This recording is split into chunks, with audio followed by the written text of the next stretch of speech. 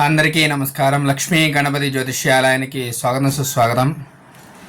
నాకు చాలామంది ఫోన్ చేసి అడుగుతున్నారు, ఏమండి గురుగారు వయసు అవుతుంది కానీ పెళ్ళిళ్ళు అవ్వట్లేదు దేనికైనా సరే అది దేనివల్ల ఏమిటి కారణం ఇప్పుడు తెలుసుకుందాము.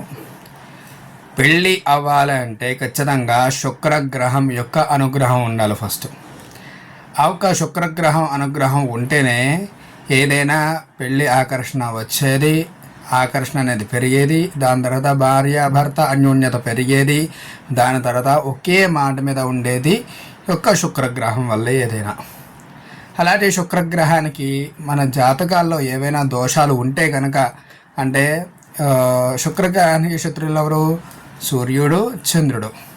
ఈ యొక్క సూర్యుడు చంద్రుడు కనుక ఈ యొక్క దృష్టి ఉండి సప్తమ స్థానంలో శుక్రుడు ఉండి ఈ యొక్క చంద్రుడి కానీ సూర్యుడికి కానీ ఇలా ఉంటే కనుక కొన్ని పెళ్ళిళ్ళు ఆలస్యం అవుతాయి. అలాగే కుజగ్రహం ఉండే స్థానాన్ని కూడా మనం చూసుకోవాలి. కుజుడు సప్తమ స్థానంలో ఉంటే, శుక్రుడికి సప్తమ స్థానంలో ఉంటే తొందరగా పెళ్ళే అవకాశాలు ఉంటాయి. అలాగే లేటుగా పెళ్ళే అవకాశాలు కూడా ఉంటాయి, రెండు ఉంటాయి. అదే ఎలా అనుకున్నారు, 20 నుంచి 25 లోపల ఎవరైతే శుక్రుడు బాగుంటాడో కుజుడు బాగుంటాడో వాళ్ళందరికీ కూడా పెళ్ళిళ్ళు అయిపోయి సంతానాలు ఉంటాయి. అదే శుక్రుడు కానీ లేదా కుజుడు కానీ బాగోలేడు అనుకోండి, 25 తర్వాత నుంచి దరిదాపు 33, 35, 37 ఇలాగా పెళ్ళిళ్ళు అయ్యే అవకాశాలు అయితే ఉంటాయి. 25 అంటే 25 నుంచి మళ్ళీ 30 లోపల పెళ్ళిళ్ళు సంబంధాలు వస్తాయి కానీ సెట్ అయ్యే అవకాశాలు అయితే ఉండవు.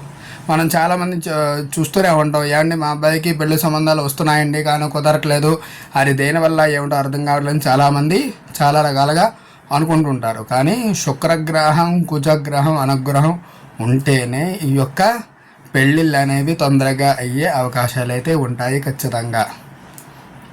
మీకు ఏమైనా డౌట్లు ఉంటే నాకు ఫోన్ చేయండి, లైక్ చేయండి, షేర్ చేయండి, సబ్స్క్రైబ్ అయితే చేసుకోండి. మళ్ళీ ఇంకొక వీడియోతో మళ్ళీ కలుసుకుందాం. నమస్కారం.